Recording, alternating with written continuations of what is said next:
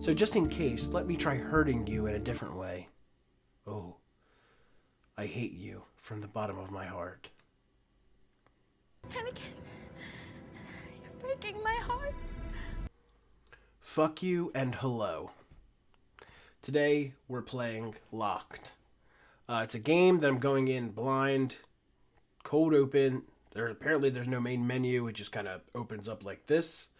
The only thing I really do know about it is that it's one of them kind of like reader games. It's supposed to be philosophical to some extent. So let's just get into it without any further questions. For a man may prefer what he can do to what he cannot do, the state he is in to its absence or change. Do I click it or... Though necessity has made it in itself unalterable. John Locke. Oh.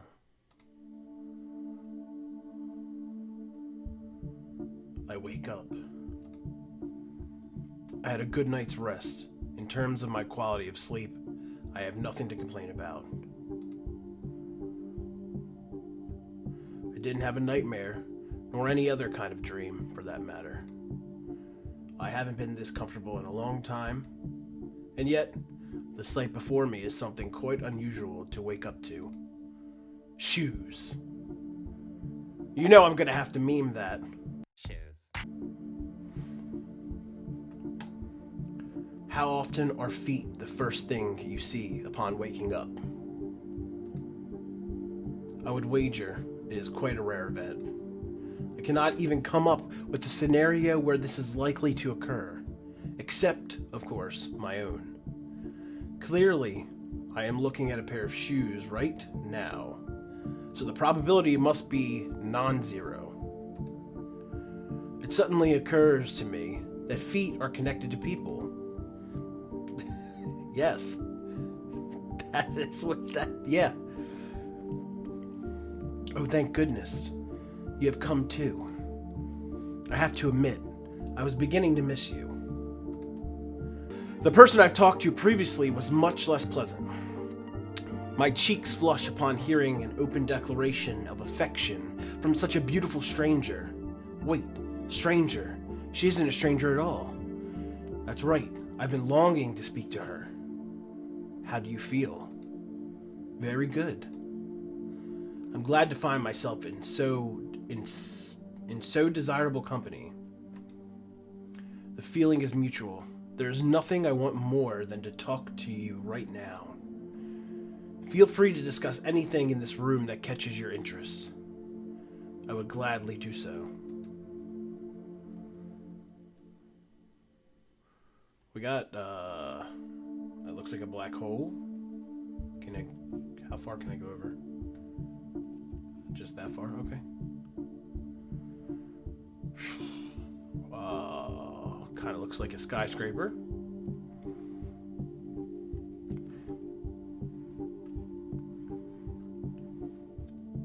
So door, skyscraper sort of looking thing. Or black. We'll do black hole first. Oh, moon. Okay. The moon is quite beautiful today. How fascinating. Not many people would say that about a new moon. The full moon seems to be preferred by almost everyone. That may be so, but I believe the new moon has its own appeal. I was not disagreeing with you. To me, a new moon is the moon's most beautiful form. It is her most beautiful form because it is her true form. She appears silver to us when illuminated by the sun. But in complete darkness, she is freed from the sun's pesky influence. She can finally stand on her own. Do you believe the moon feels trapped? My question causes her to laugh. It is a beautiful and melodious laugh. The moon is but a celestial object. She cannot feel anything. But if I were to trade places with her, I would hate the sun with every fiber of my being. That I am certain of. Achievement, Moon. Let's go here. What is such an old computer doing here? That's a computer? Old. Do you characterize it as such due to its size? It is true that as technology advances, it becomes better at creating more efficient, smaller parts. On the other hand, if a modern computer is very large, we assume it to be proportionally powerful. But this computer size has no correlation to its age, nor its computational power. It is built that way for a much more simple, if not primitive reason. It is supposed to fit a human inside. Oh my goodness. It is supposed to fit a human inside. What? Is someone being kept there against their will? Of course not. There's no need to worry. It is merely an exhibition object. In fact, everything around us is but a buffet to provide us with topics to discuss. This computer in particular might be the most interesting. Are you familiar with the Chinese room argument? I don't think so. Would you care to explain it? Gladly. It is a thought experiment, so please open your mind to a hypothetical scenario. Suppose you do not know any Chinese, and you are put in a room. In that room, you find rule books that tell you precisely how to convert a given combination of Hanzi to a new string of characters. Occasionally, you will receive letters through a mail slot from outside the room. You write down answers according to the rule books and send them back out. Since you follow the rules diligently, your answers are perfectly intelligible, and the people outside assume you are a fluent Chinese speaker. But are you? Evidently not. From looking at the characters alone, I have no means of learning to understand them. No matter how long I pursued this task, I would never become capable of speaking Chinese. Indeed, the human inside the room cannot speak Chinese. There is no question about it. And since the programming of computers is analogous,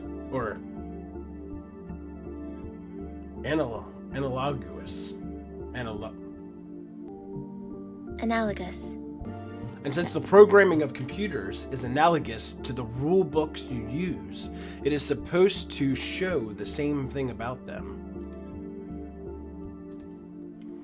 That computers, no matter how well they can simulate understanding, do not have any.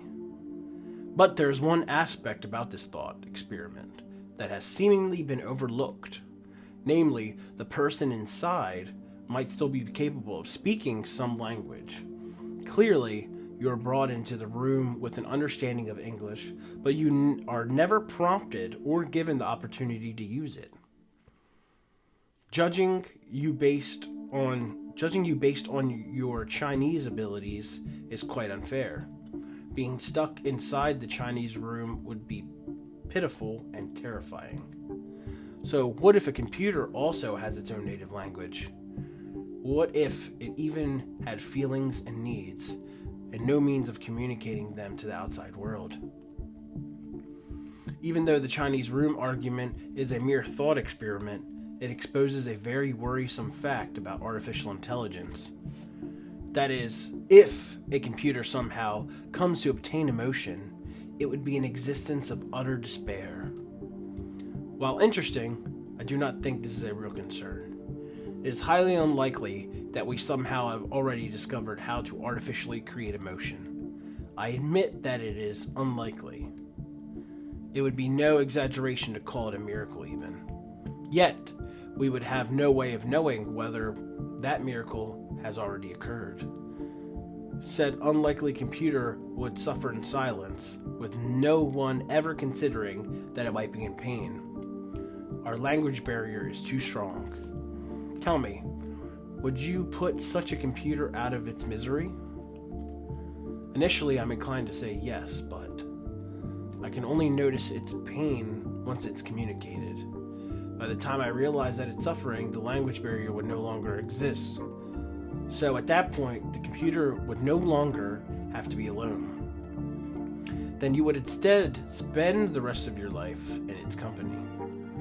Perhaps that would be my moral obligation, yes. I see. Good grief.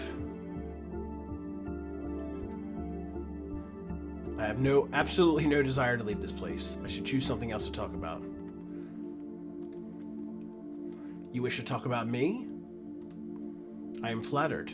What, in particular, would you like to know? I would be content with any bit of information you share with me. But one thing I am particularly curious about is... I gulp before I dare to utter my next words. Your necklace. Where? I cannot bring myself to complete the sentence out of fear of offending her. As a response, her slender fingers wander up to trace the metal ring around her neck. My necklace? Are you referring to this? I nod. Content with my confirmation, her hands slide down to the chain attached to the ring. She gently tugs at it, causing it to clink. And you wish to know where this leads? Her hands move on the first button of her coat, foreshadowing what would happen if I were to say yes. But I am too mesmerized to utter a single word. Once again, all I can do is nod. She chuckles. Very well. I always value honesty. And, just like that, she puts the uppermost button between her fingers and pushes it through the opening. One slipped through slightly slightly more of her upper body is revealed. Of course, she is still fully clothed underneath. Nothing about this is inappropriate. And yet, I feel like I'm witnessing something I shouldn't. Something not meant for my eyes. Something I can never turn back from. Bearing a knowing smile, she repeats the same motion with the remaining buttons of her coat. She satisfied my request. I should have been contented.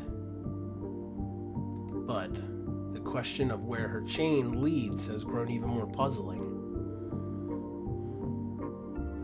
I suppose it is time we arrive at the heart of the matter. Would you call yourself free? Please take a moment to consider this and justify your answer. I did not expect her to answer my confusion with a question of her own, let alone a question as peculiar as that. Nonetheless, I do as she says and carefully choose my next words carefully. Of course I am free. Wrong! It's the illusion. I wouldn't consider any of us free. Not really free. I can lift my arm and clench my hand into a fist. I can control my thoughts and imagine any scene I want in my head. And most of all, there is nothing I desire more than talking to you, which is what I am currently doing. Nothing is preventing me from doing what I want to do. Therefore, both physically and mentally, I am free. Interesting. So to you, freedom belongs to volition. Being free is equivalent to being free to do as you please. Unfortunately, I do not agree with that conception. Even a prisoner, unless restrained from head to toe, can clench his fist if he wills it. And so long as he is not under the influence of drugs or illness, he can certainly control his imagination. Yet, by definition, prisoners are not free. Lastly, when it comes to wish fulfillment, what if what you want to do simply aligns with what you're able to do? A bird that cannot fly might not wish to leave its cage. It is fully content sitting on a decorative branch and pecking at delicious seeds every day. It longs for nothing, but is never given the opportunity to long for more. Would you say such a bird is free? I suppose not. The bird's circumstances seem to me quite sad, actually. I think so too. The fact that it doesn't long for the outside might just be a shackle of its own. The bird is confined both in body and mind. Despite the fact that it can do as it pleases, freedom will never be in its grasp. I take a moment to ponder her analogy. In that case, I have to agree that my explanation for freedom was faulty. I apologize. Let me offer a new one. There is no need. She lets out a laugh, but this one lacks the charm of its predecessors. After all, I pity you almost as much as myself. She again moves her fingers to the chain and grips it with both of her hands. You are curious about this, yes? Oh. Then she yanks her chain with brutish strength, completely unlike the first time. So hard, even that my own neck is pulled forward. My own neck. Suddenly, a realization dawns upon me. Our chains are connected. That is correct. I'm surprised the pressure hasn't bothered you until now. To be honest, I still cannot feel it. I only know that it is there. That sounds much more comfortable than my own. I am painfully aware of it at all times. I would not describe my own circumstances as comfortable. Why am I not connected to you? Why am I connected to you? What is this you're doing? Was this your doing? Goodness, what is wrong with me? No. I wish I had any amount of control over this place, but unfortunately, I do not. If you discover a way to break free, I would love to know about it.